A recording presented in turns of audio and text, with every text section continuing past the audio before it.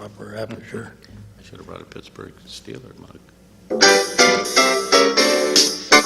From Erie Zone Government Access, Channel 9, from the City Hall Council Chambers, it's time once again for the Taxpayers Hotline Show. And now, ladies and gentlemen, your host,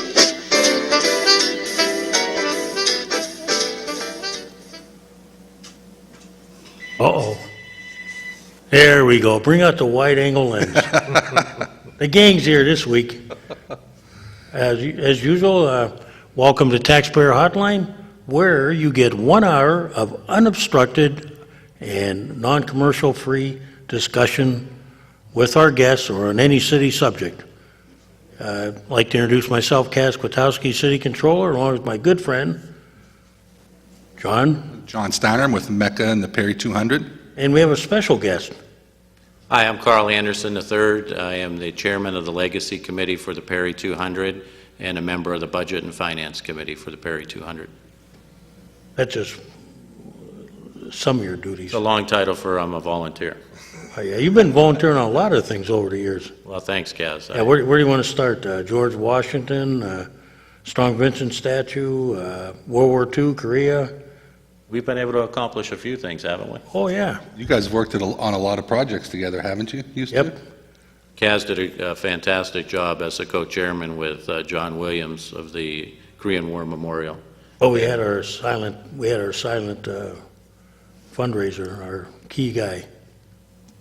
Carl. Well, thank you. He kept, He It was a flies pleasure for me to be involved in that. My Speaking- father was a Korean War vet. yes, he was, and it was a pleasure to, well, not in the way I say this, but he was a great man, and it was a pleasure being there when he, with you and the family. Well, thank you. We appreciated that very Yeah, much. we miss him a little bit. We miss him a lot. Yeah. It's kind of light around the club now with people like him and John Alex Ferguson, Lago and a few yeah, others. Alex, great guys in our Erie community. We're fortunate to have them. Yeah, they were great people on committees, too. I mean, they were there when we needed them. Speaking of which, now, you're on the Perry 200 committee, Yes, I've been involved in Perry 200 from the beginning. one of the few.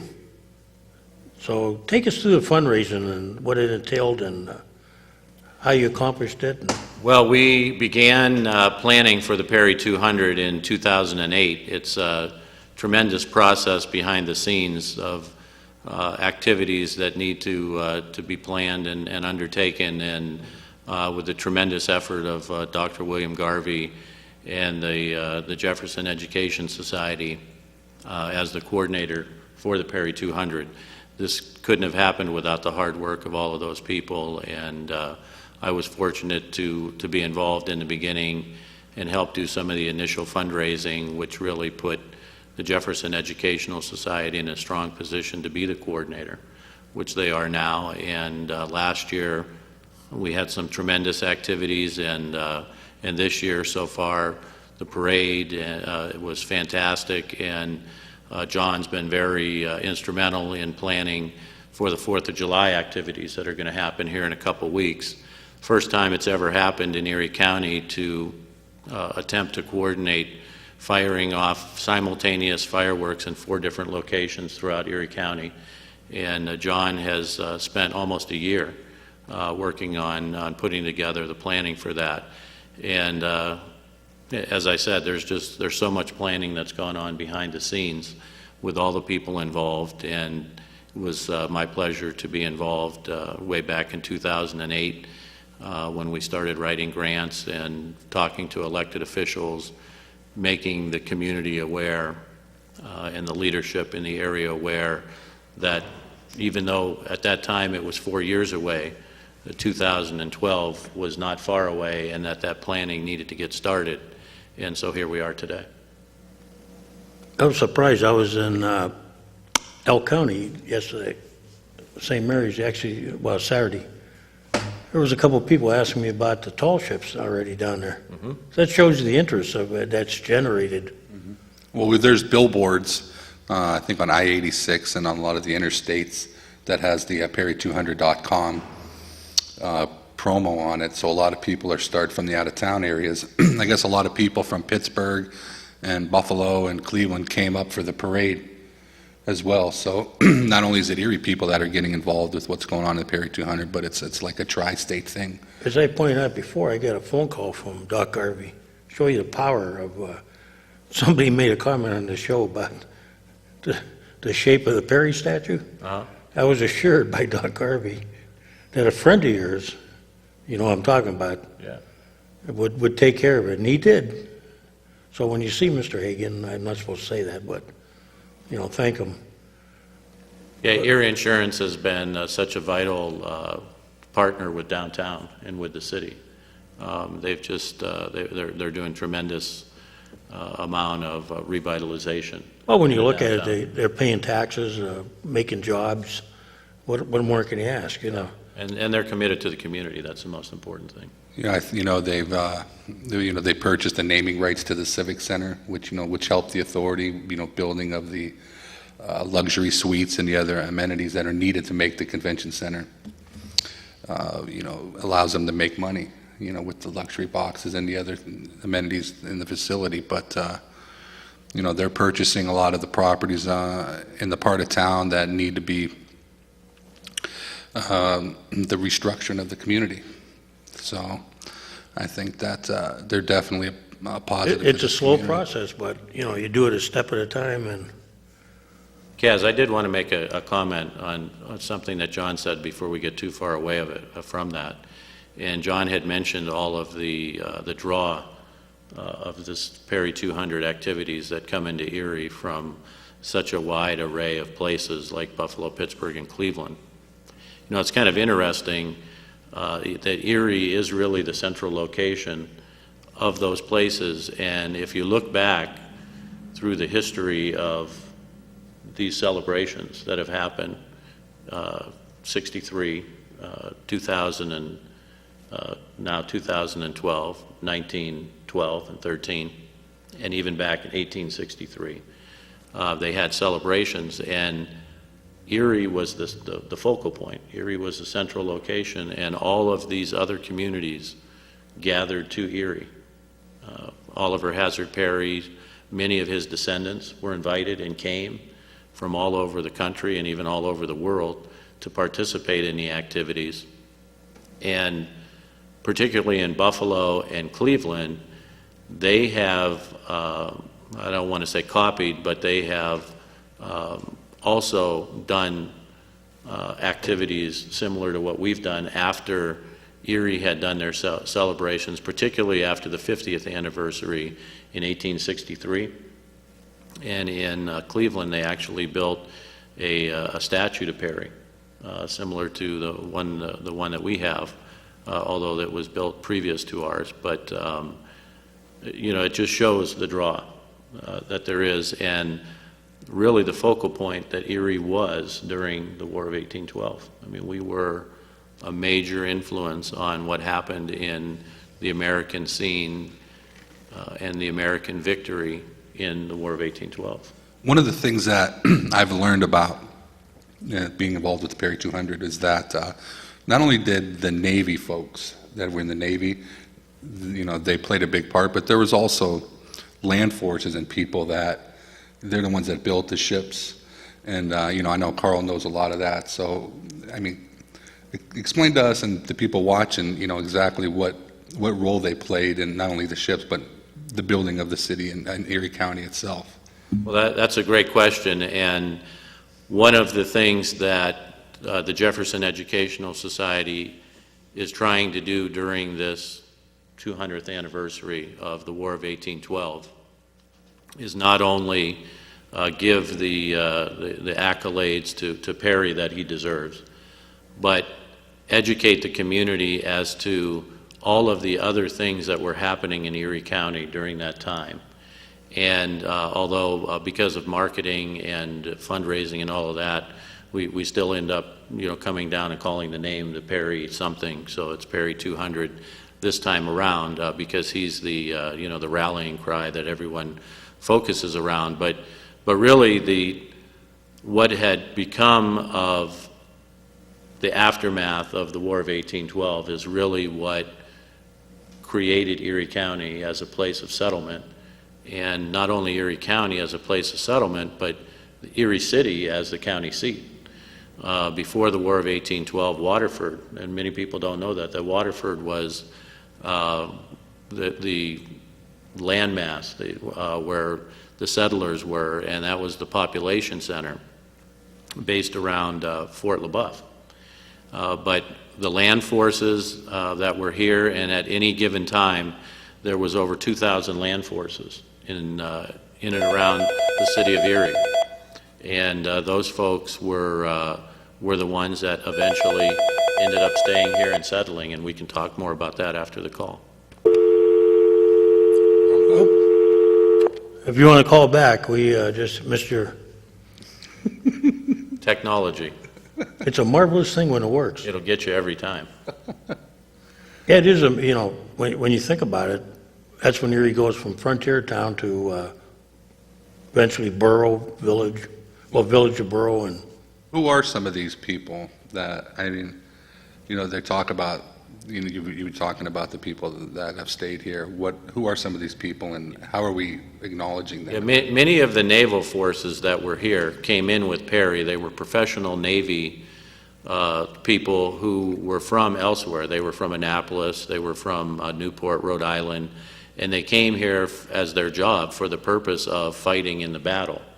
And when the battle was over, they left. They went back, you know, to the naval stations that they were at, and then many of them went on to their own fame. And even a majority of the sailors who were involved in the battle from Erie were on the ship Lawrence, which 80% of the men on the ship were killed or wounded, so it was the highest casualty rate. So many of the actual sailors that were in the battle were not permanent settlers of Erie County, but it was these land forces, you know, particularly led by Daniel Dobbins. And many people don't know that Daniel Dobbins had his own special forces regiment, a small regiment of maybe 30 militiamen that were responsible for making sure that the ships were built here and that there was safety. They were essentially his guard. I think if one man doesn't make out well, it's always Daniel Dobbins. Yeah, that's true. We'll talk about him in a minute. Oh, Go ahead, caller. Hello? Hello, you're on. Hello, I'd like to put a couple complaints up about the Erie City Police Department and their lack of following the city laws. For example, more than one occasion I've seen them driving the wrong direction on a one-way street in the middle of the night without their lights on so much as their headlights. Mm-hmm. If you don't mind me saying, that's kind of sounding like they're trying to start a head-on collision. A particular street that it happens commonly is Wallace and 9th. The other thing I wanted to put up a complaint about was mini bike ordinances. I don't see the point behind it. If the state must illegalize them without a registration and whatnot, why can't they make it more accessible to make them registered? The only problem I'm running into with mine is the fact that I can't find an insurance company. What, with a mini bike, you mean? Yes, because they're trying to make it... The mini bikes are illegal. Okay, I can see the point. You know, too many idiots ride it, they get messed up. Well, there's a problem. A lot of kids don't follow the road laws with them, drive in the wrong direction, things like that. I can see the issue, but on the other hand, for those of us who actually plan to operate them like civilized people, it's extremely difficult to get them road legalized. For example, most of them were not sold with a title. For example, mine was sold in 1962. So it never had a title. Because back then, they were legal. Well, to comment on your first comment about the police, perhaps, you know, a lot of times when these guys are out dealing drugs, they have people that are looking out for police. And a lot of times they do come up the side streets or the back streets the wrong way to creep up on these people who have lookouts that are looking for them coming the right way. Whether that's the case in your situation, I don't know. But sometimes that's a necessary evil when you're out there fighting against those guys. Sometimes you have to resort to different tactics. And I mean, maybe that's one of the reasons. I'm sure they're not just driving up the wrong way just to get to another street quicker. They're probably creeping up on somebody and trying to do their job. So, Yeah, we would hope not. well, they better But not. if you can get the car number ever and call me privately, I'll try to find you out a reason. Right. The other thing is that they're constantly speeding up and down parade when they flash the lights to change the light, the traffic signal. Those are both against the law too. Yeah, they're not supposed to do that unless they're on call. They're not supposed to be like flicking them at will. I do know that there's been a few reprimanded for that. I don't. Are the, And they do it anyway. That's the problem. I mean, why can't you guys just be like, okay, why doesn't Pennsylvania have a couple state police in the city limits to keep the city police in check? That's probably because the Commonwealth is stretched pretty thin. They keep their state policemen usually on state highways or out in they're patrolling some of the townships that don't have police departments. They pretty much leave the city alone because we have our own police force. it's just like on television. Everybody's got their own little clique and their feet. There's no reason for them to come here unless they have a reason. They're Really. not coming here unless they're. Well, by the looks of it, they have a pretty damn good reason, because otherwise there's going to be a lot of car accidents if the police department doesn't get in check. Well, what I would suggest, if you see it happening, try to get me a time or a car number. You can call me at my office. You don't even have to leave your name or anything. Call me from a different location if you don't want me, I was sitting at a light on 26th What 26th is Street. the office number, the same number I dialed today? Mine is 870-1349. 870-1349. Right, that'll give you my direct office. There was an ambulance sitting on 26th and Parade Street. Thank you for calling. Or And was it thank Parade? you for the help, because like I said, if somebody doesn't stand up, then this is going to get out of control. Yeah, so you got, if there's a reason, I'm sure they'll tell us, like if John's right and they're doing it. I don't believe they like doing that though, because you always run the risk of innocent citizen being hurt. Right, I mean, kids or citizens, or not to mention cars, but Thank you. I'm going to get off the line because you probably got somebody else who wants to call in. Thank you. Well, thank you. I was sitting on 26th and there was an ambulance that was trying, and is there a problem with the ROCO? What's going on with the ROCOs? Well, they don't all work. They don't all work? No, they're in the process of revamping the system, maybe with a new system, or I'll explain to you. Go ahead, caller. About that. Yes, I am a taxpayer, and I'm having problems with, see, I'm disabled, and I just want to know, is there any kind of funding, because the code enforcement are on me about fixing my shed, and is there any kind of funding that would help, because I don't have no income or nothing to be able to fix that? And the code enforcement give me 30 days to do it, and I don't even get welfare. I can't even get $200 every 2 weeks for welfare. I have to borrow money just to pay my bills and stuff, and he's giving me a hard time about the shed being torn down or remodeled. I'm not aware of any funding, but if you want to leave me your number, if you want to call my office Yes. and just leave your number, if I can check somewhere and see if there is anything. I'm not aware of anything offhand, though. From time to time, the redevelopment authority may have certain I'm programs for disabled. people. I just had surgery on my neck. Like Carl brought up, I'll check with like redevelopment, see if they have anything. Yeah, But, being that money's very lean now, right.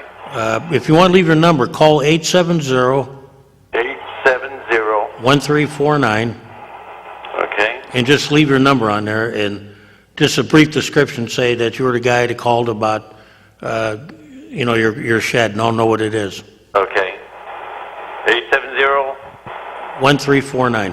what's the number? 870-1349. 349. Right. Okay, because he's giving me a hard time because there's a curtain that blew out the window, like hanging out the window because we have an air conditioner. Right. And he took a picture of that, and he's violated us against that too, because the curtain's is hanging out the window. I mean, just a little nitpick thing. Right, I'll see if there's anything out there, but I'm not positive. Oh, okay then. Thank you. Yeah, funding is very tight right now. Very tight these days. Everybody's got to tighten up. Oh, the problem they got is it's an old system, it's antiquated. Putting it back together, it's been jury-rigged many times, cannibalizing ones for the others. There is a new system out there. In fact, there's one local guy was pushing the system. I've seen it. It's less tube, more, what do you call it, modern technology. Trouble is the cost, and they are looking at it. Go ahead, caller. Hey, Cass, I was wondering if you've heard anything about that park that they're supposed to be building on the bayfront, because I don't see any kind of park going up there, but there's an awful lot of ads that are appearing on the bayfront now. Are you talking about that along the south side, like where they're... Right, the Erie Community Foundation was going to put some kind of a linear park or something, and Yeah, now I guess they're not going to do that. They're just going to put a light over at the entrance to Liberty Park, but there's all these ads that are appearing on the south side there now. Oh, you mean like billboards? Yeah, it looks horrible. Yeah, it is. In fact, there was some political stuff there. I thought they didn't like that along there. But I thought the park was still a go. I'll tell you who I can find out from. I'll ask Sarah Galloway. She's our expert on vegetation and trees and all that. Okay, that would be great. Thanks. Do you know anything, Carl? I haven't heard anything recently. I thought they were still going to continue moving forward. Yeah, I think it's a slow process, but they're looking for like elements of funding. But I'll find out for you and announce it next week if I can get Sarah. Okay, thanks. Yeah, I thought it was still a goal, the linear park. I did want to mention to you, as we were talking earlier, about the different people who settled in Erie County after the War of 1812. And I should mention that last year, former Mayor Joyce Savacchio was very instrumental in making sure that we had an event on September 23rd to honor some of the families that traced back to original settlers who had been involved in the building of Perry's Fleet. And I was fortunate to be involved in that with her, and she did a fantastic job with that. We were able to find several families and then honor them. But it shows the interest that the families today still have in their ancestors, and it also gave us some insight into learning about other people in the community that trace back to these people that we didn't know about. And Dave DiCarlo's wife, Bev DiCarlo, is a Starrett and a Talmadge descendant.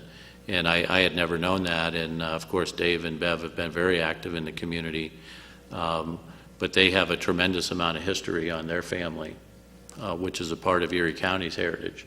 And so these type of events that bring out this pride in the community, and Mayor Savacchio had been instrumental in helping put that together, and Corrine Egan up at the Jefferson Society working for the Perry 200. So there are these type of activities that have taken place, and it really has started the ball rolling and people getting reignited. Is there a list of these people that... Well, I've been working on, a project that I've been working on is putting together a complete list. There have been other people in the community that have worked on documenting some of the War of 1812 soldiers, but all of the lists that have been done are a partial list. And what we're trying to accomplish is to put together a complete list and put together some biographic information on each of these soldiers that came here and settled here and eventually died here, and their families stayed here. The actual roster of the fleet is probably hard to get though, right? Yeah, it's difficult, and we have a list. The most complete list that's been put together is about 220, and we have a list of that we've put together of about 780 War of 1812 veterans that are buried here in Erie County. Now, where did the list of the fleet come from? The Navy or? There's actually it's kind of complicated, but there's a collection of papers in the National Archives which is a very little-known collection of War of 1812 pension records. Go ahead, caller. Hi. Actually, the gentleman that I work for, he and I were just tuning in a few moments ago, and he was curious as to who the gentleman in the purple and the blue shirts were. Oh, it's John Steiner in the blue shirt How are you? and Carl Anderson in the purple shirt. Hello.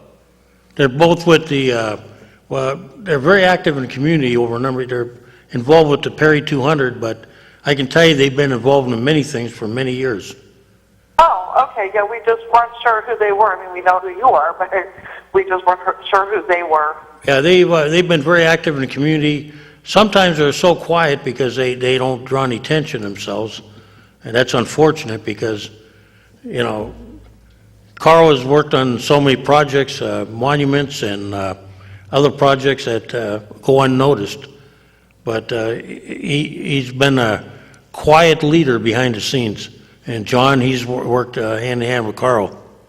Oh, okay. Yeah, like I said, we were just wondering who the other two gentlemen were. Yeah, John comes on from time to time with me, and he offers a different perspective. Oh, okay. But Kaz is the star of this show. No, there's no stars. The stars are the taxpayers. That's right. It's their show. Everybody knows Kaz. I mean, you're famous, Kaz. All right. Thank you very much. Thank you. You know, if there's one disappointment in the whole Perry 200, and I wish I'd have thought about it before, I would love to get the Department of Navy. You know I'm coming to, don't you? Or do you? Sword? No? We'll hold that thought. Go ahead, caller. Yeah, I was just calling to make comment on the woman that called earlier about the hillside on the parkway. Yeah, the linear park. Linear Park, John. I don't know. She was sounding like it was going to be some kind of recreation park. I don't think it's ever going to be that. The idea behind it was just cleaning up the hillside, getting rid of the non-native plants, and just making it look better. I think you're right. I don't think it's ever going to be like a recreation type of park. No, I think they just, along with the walkway on top, and You got the walkway along the top, and then they put the walkway along the Bayfront Highway. You know, it would be nice if they had a few access areas here and there, like Liberty. I remember a while ago they were supposed to be building a building there that was going to have elevator access to the Bayfront. That never went through. Yeah, it's not going to be like a recreation park. That's why they call it a linear park. It's something you just walk along and then observe, you know. And that doesn't preclude them from ever, like, selling land off to develop it. Oh, no. But in the short term, I think they just wanted to, you know, it looked kind of, well, it looked cruddy there. Yeah, well, it was just an old industrial site, the hillside, you know, overgrown with years and years of whatever was growing there, you know. So, yeah, they just cleaning it up. And I do have mixed feelings about the whole, I guess, what do you call them, billboard plantings that they're putting on the hillside. You know, in one way they look nice. On the other hand, it is advertisement, but time will tell if they maintain them and keep them looking nice. You know, so what if it says Hammett or Mercyhurst or Gannon? You know, it'd be nice floral arrangements and maintained areas. You know. Yeah, I think she was talking more about there was a proliferation of political signs and other things advertised and everything in the world. And yeah, well, that's kind of open public space. Aren't politicians allowed to put signs up anywhere during an election? I think somebody owns that. We're supposed to lead by example and not pollute public parks, but... Yeah, I agree, but... Well, actually, yeah. You know, that happens. Somebody That's where owns that. people put that stuff, especially if somebody puts one sign, then everybody puts a sign there. Just got to drive up, get out, stick it in the ground, you know? I don't think that's public property. I didn't see any, at least I haven't noticed yet any big permanent plantings of, you know, like political signs, you know, like they're doing the Hammett sign and, I'm not even sure what they all are. Hammett, Mercyhurst, Gannon, you know, I think they look pretty good, you know. I like the ones where they did it in vegetation. Yeah, that's on the what top I of mean, the hill. you That know, looked stone borders and vegetation, and you know, it's like I said, though, if they're just going to install them and leave them and not maintain them, then that ain't such a good idea. But if they're going to keep them maintained and keep them good looking, then you know, it makes the hillside look better, and somebody's maintaining it that hopefully isn't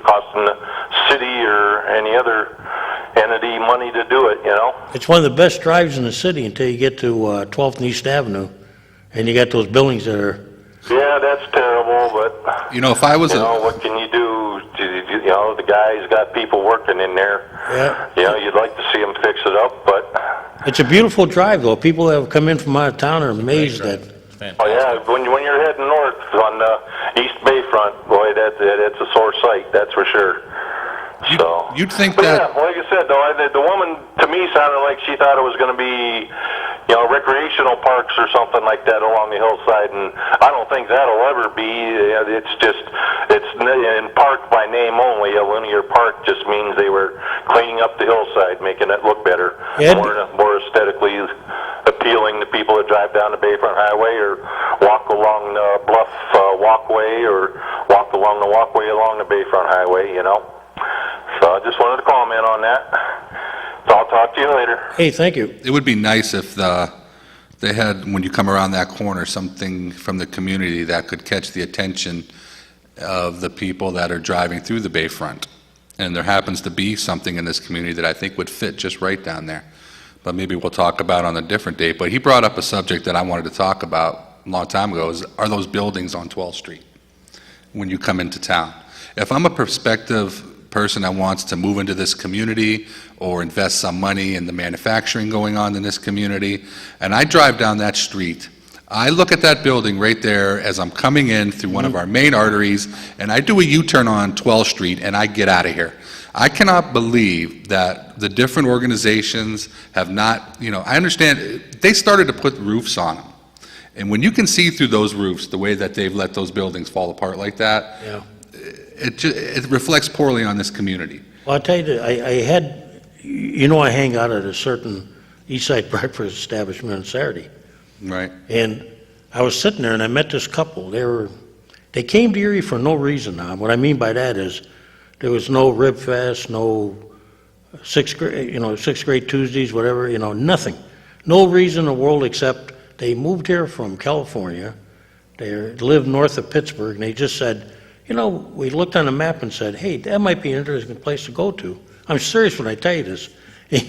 You know, they came and they just drove around and pretty much played it by ear. And he goes, you know, he said, it's kind of a scary place in some areas. And I thought about that, and I said, this is how out-of-towners perceive things. You know, that, I mean, if you're grandfathered through Peach Street or down State Street, but he wasn't even impressed with State Street, I'll tell you that. Yeah. He thought that, you know, the area didn't look as great as it could. Now, we're making strides, but I tell people this, you know, it's nice to have nice-looking things. While the arena looks nice and everything, we really have to go out of our way to put our best foot forward, and I think we're starting. But there are some scary areas where, like you say, you know, if you're investing in an area and you come down that road, you're going, man, do I really want to be here? I would see that and do a U-turn right there. But this is how they take care of their community, where people can actually see it. Yeah. I'm afraid to look in deep into these neighborhoods. Or driving in on 12th Street from the airport. Yeah. Oop, sorry to cut you off. If you want to call back, I apologize. I mean, you'd think that they would, you know, just the roofing, just the roof. I mean, a plastic roof on there would do it. I mean, it doesn't have to be nothing. Yeah. Just, I tell people, take a ride out to the airport, get out of your car, and go ahead, caller.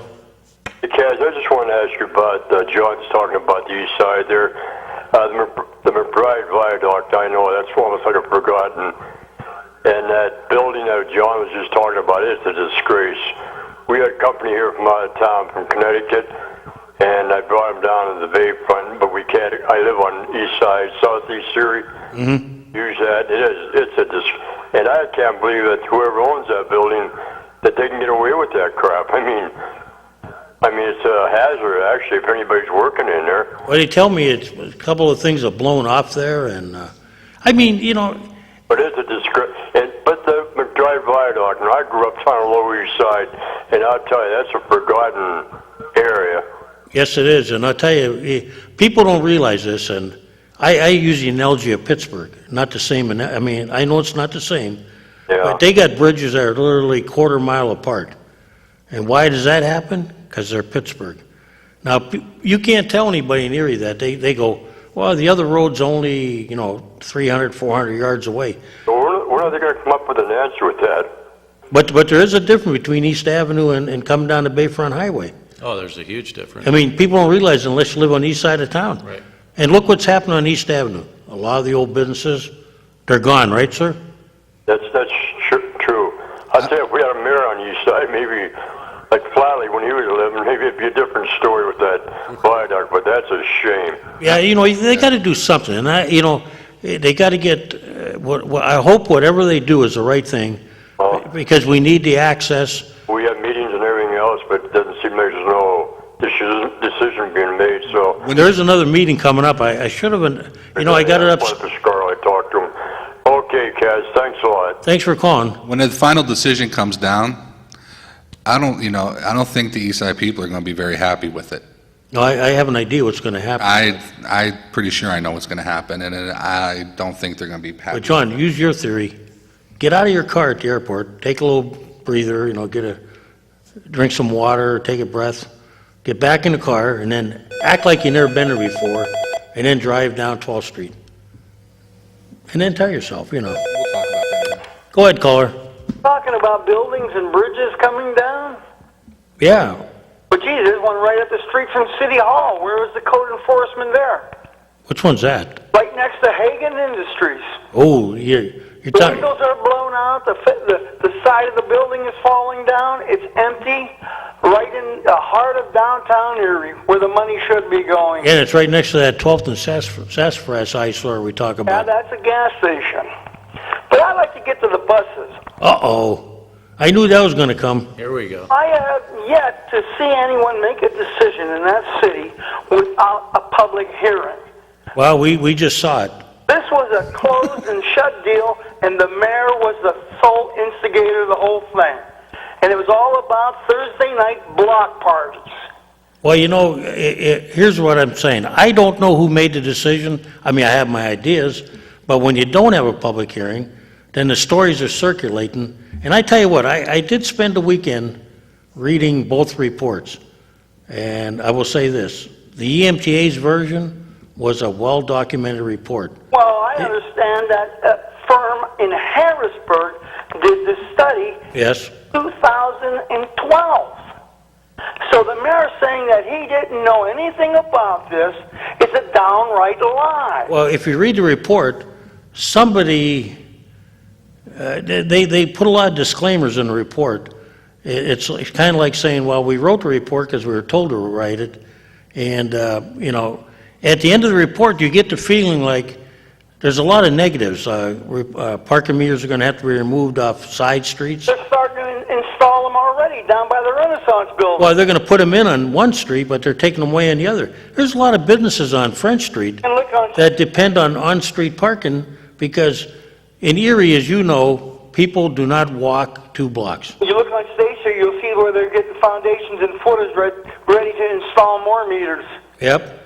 And and as far as city council not being able to do anything, well, that's understandable because the mayor has most of them under his thumb. But when Jessica said they cannot do anything because that's an authority, well, she's wrong in both respects. Well, authority's supposed to be autonomous. It Right, but sounds they like. can disband that authority. And if they really wanted to do something and they don't have the guts, they could ban bus traffic on French and Peach Street from 4th to 10th. Well, I'm waiting for when the Civic Center, until they get their funding, you don't think the semis are not going to block French Street? Well, I'll tell you what, the Warner's going to have a lot of trouble when they unload their buses and for their shows and the whole shop. Hey, here's what I can't understand. There's 3 bus stops on French Street right now. They're all in the same area near that parking lot. But there's not one behind the Warner. And you would think that in most towns, at least the ones I've been into, the progressive cities, their civic center or your main theater would have a bus stop. True, and this But we don't have one in Erie. I wonder why that is. Maybe it's because the trucks are going to block and it. I don't see any disability ramps on French Street all over. I just think it's a bad idea. The lights are bad there. And if I would ask this question, would you want your 80-year-old grandmother or mother to stand there in wintertime and be isolated from the main drag? I mean, you got people like Lori Eaton, who's got a business there. This can't help them. I mean, most towns, here's what I laugh at. The report was made that the reason why we had that bump outs, and this was an all-encompassing, To bring more people downtown. yeah, and it was going to cover a larger area, they haven't got to it all yet, was because congestion, this was the key word, congestion was now good. Yeah. But now we're finding out that congestion is not good. It's bad. We want to move traffic, except for the trolleys and the delivery trucks, which we could ban them from delivering at certain times. And then they said the undesirable people. Well, do you really think, if you're talking about people that panhandle, you don't think they're going to stay on French Street too long? No, I don't think so at all. I mean, this report was, it sounded like it was handed to somebody to write up, and, you know, here's the answer we want. Make sure the report matches. Well, I hope Kevin. I know that'll get me into trouble, and I don't really care. I hope Kevin Flowers gets the report. He can put it in his column. But let's get to the Perry Memorial. Okay, now, I was born and raised down there by the Perry Memorial. It was a Perry Memorial House when I was growing up. rumor has it you were the powder boy on the Niagara. Oh no, I was a powder boy in Dickinson Tavern, which was down below the house itself. But you know, that used to be a fantastic house. It was on the history register and all that. Right. The old Grappies took care of that way back when. It used to be an enormous backyard. It had a fish pond in the middle. It had slate bricks. You can walk up to it. Flowers. It was super. We played in the tunnels and all that, and that was quite a place. And then the city got rid of it for $1. They auctioned off all their antiquities, their antiques, and I don't know who in their right mind would have that done. They should have been in a museum, but of course the museum up here I wouldn't donate to that museum if they begged me. But the Historical Society's okay, John. Well, see, the whole thing with the museum system, they say they're allowed to take it all over their whole systems. I had an antique from 1870. It was made by the Thayer Company. They made carriages and sleds and all that. This was a wicker. It was a sled, and it was a little carriage for children. Mm-hmm. The tag was on it and the whole shot. I wanted to donate it to the museum, and with one thing, it had to stay here. They told me no. I said, well, I still have it. But you know, that was quite a deal down there. Now, in your research on the people from Erie, you got to look up Joe Dival. He was a gentleman on the waterfront. Ray Rumble, he was another one down there. He was the last hard hat diver in the States, I would believe. But then there was the King Mansion. That was a well-known family way back in those days. Mm-hmm. But there's quite a bit of research in the area. But one other thing before I leave, I'd like to comment the people that are taking care of the memorials up there on Upper State Street. They are doing a wonderful job. Fantastic job. And it is super. You can't find a weed anywhere. Maybe they should do this down there overlooking the bluffs on the Bayfront Highway. Well, I actually had a veteran that wanted me to turn it over to the city. And I told him, I said, with all due respect, it's being done better the way it is now. It's fantastic because up there. Yes, each group, in the future, we hope to unite all the groups together, you know, in one common cause so that it's taken care of. But right now, each group has their own, and they help each other out. You know, nobody like draws a line on the grass. They try to keep it nice and mowed, and Carl can tell you. I mean, when these veterans get together, they take pride in that monument. Yeah, I appreciate the caller's comments because I've been involved in what's now become what we're calling the Veterans Memorial Park right from the beginning with John Ferguson, and John was really the driving force, hands down, behind the World War II Memorial. There's a nice Vietnam memorial behind the Legion Club in Wesleyville. Have you been to that one? Yeah, oh yeah. So a lot of people don't even know that exists. Right. But the Vietnam veterans have come into the fold. I think it's their turn. They've been working hard in raising money to have a memorial, a permanent memorial put at 26th and State.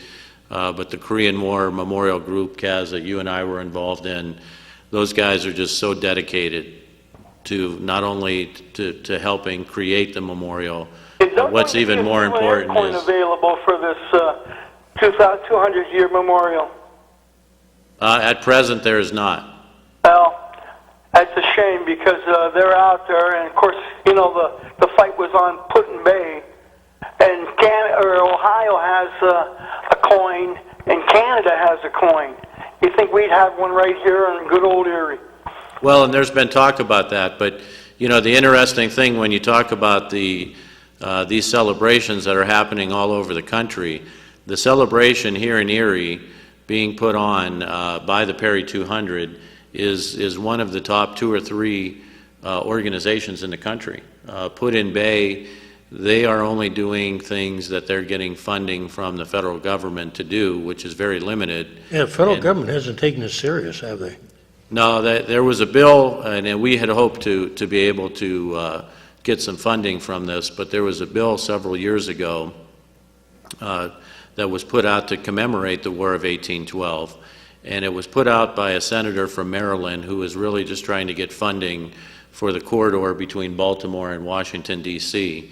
And when other groups started to sign on to this thing, and Pennsylvania initially was not involved, but we were able to get them involved through the Jefferson Education Society.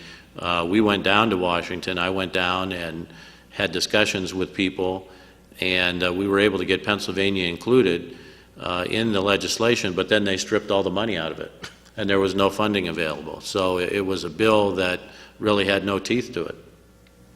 Well, I know Canada's having a celebration over there, and I still have coins from the 100th centennial. It was the Commodore Perry centennial back then.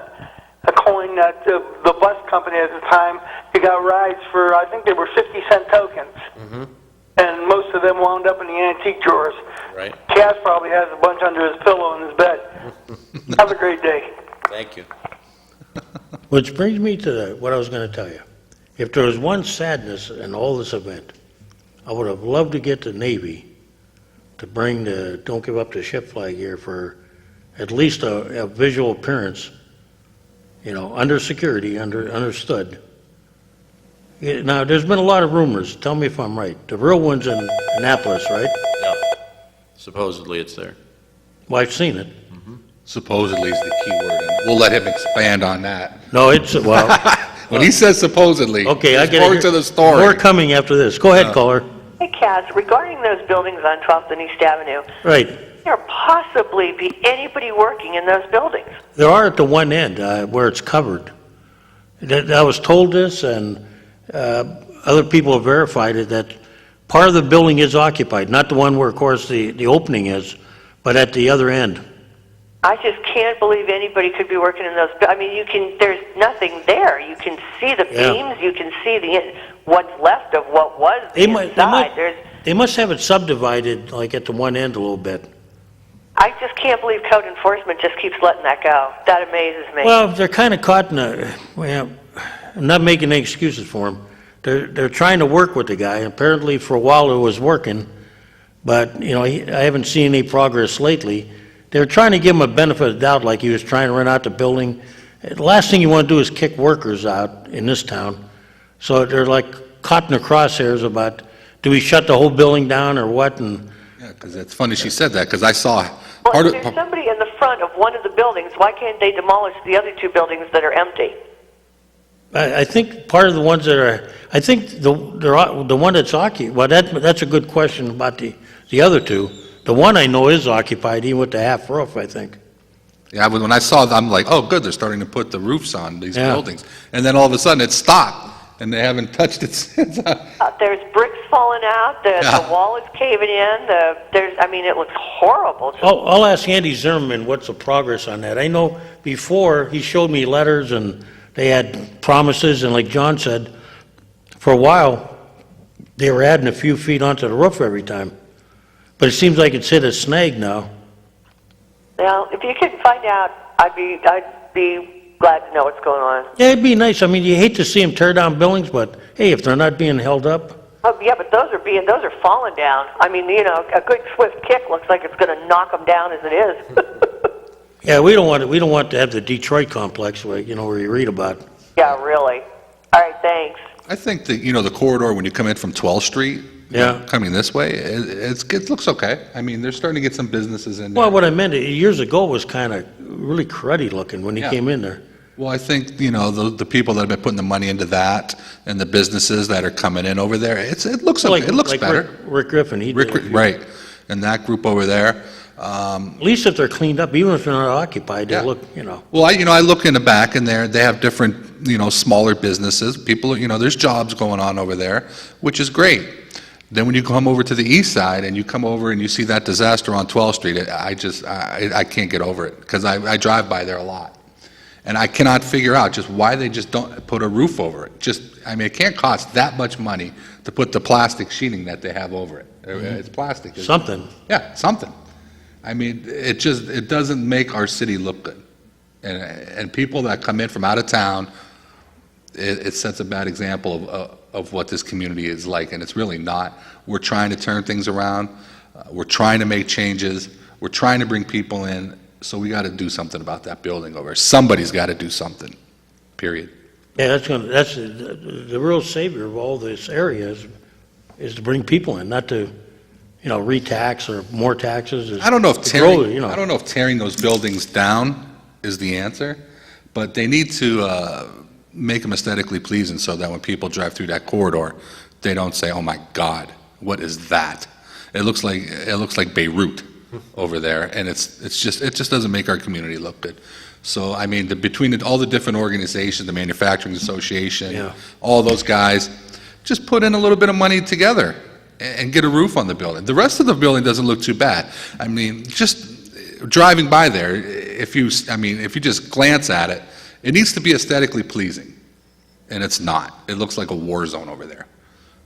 But I'm done talking about that. You brought up the conspiracy now. Now you got me. Well, I don't know if it's a conspiracy, but the gentleman that called in, he made an interesting point. Erie is a community that has great pride in its heritage.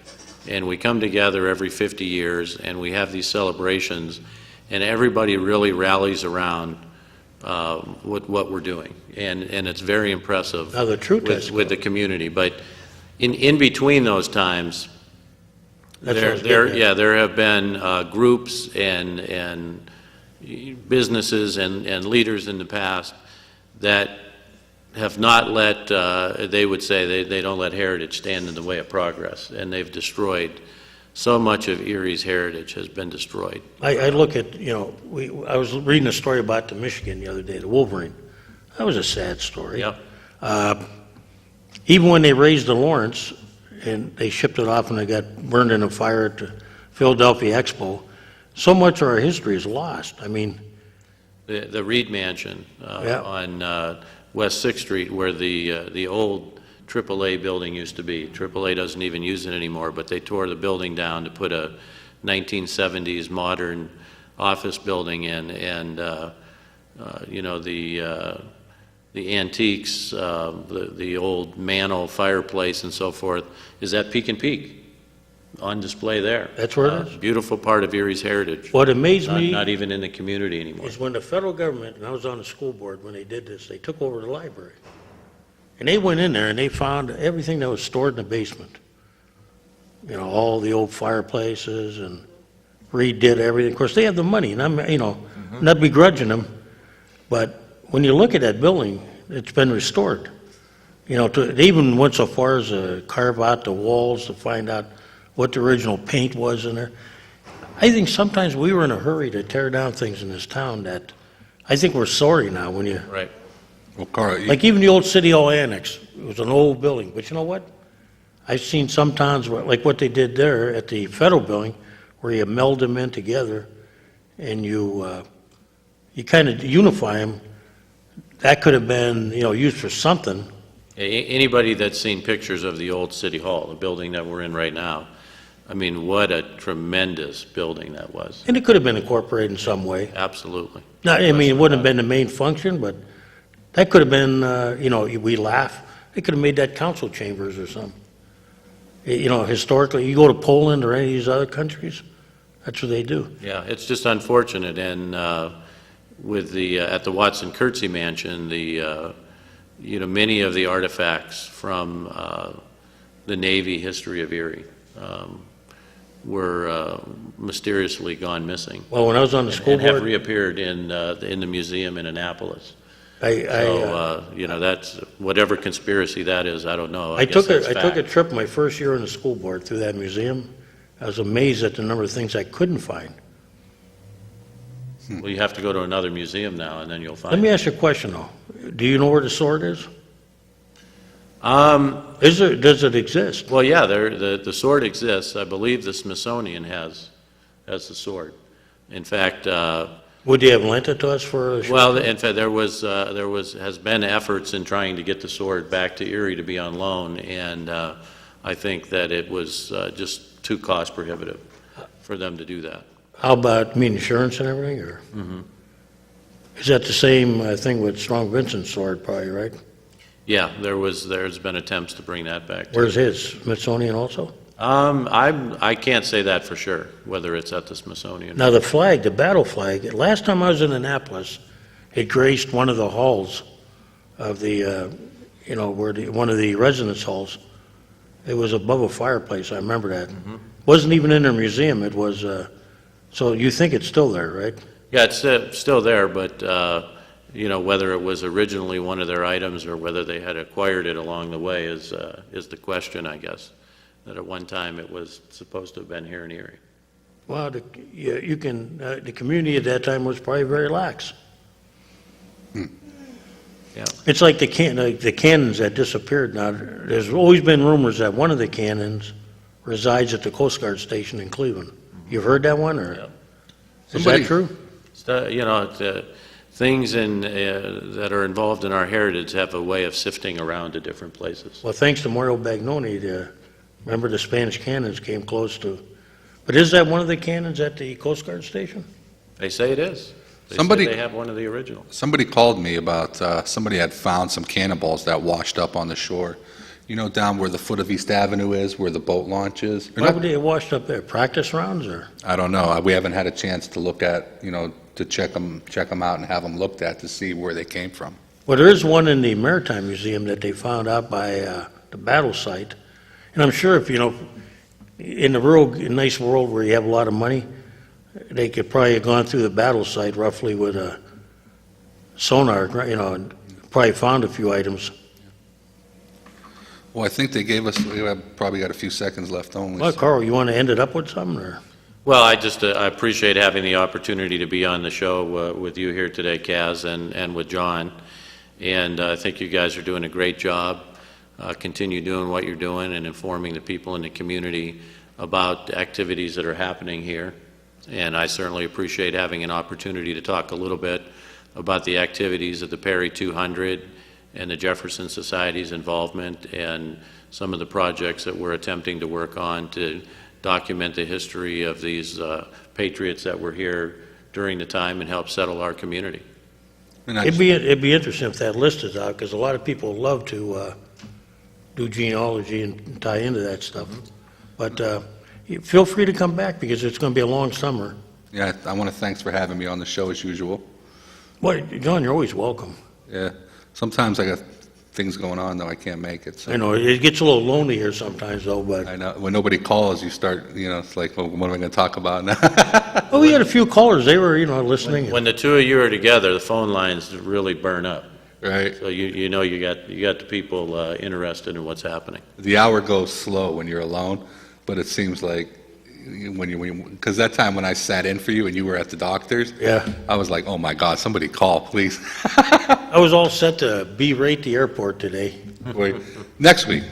Oh, Berate them next week. So we saved the airport a little berating, huh? well, I blame them a little bit, but I blame, it's a long story, but I try to do business in Erie, and sometimes it becomes tough. Right. My trip to, I forgot all about it, John, that's why, last week. Right. Well, you called me. Yeah, And I was like, yeah, you got to give me you're a out little, of town, too. Yeah, you got to give me a little notice. But thanks everybody for calling, and thanks for taking your time to listen. I think And we will get an answer to these questions. We're going to find out and get back next week. sounds like a plan. Hopefully you'll be on there and, Well, I don't know, next week, we'll see. We'll see. Thank you. Thanks.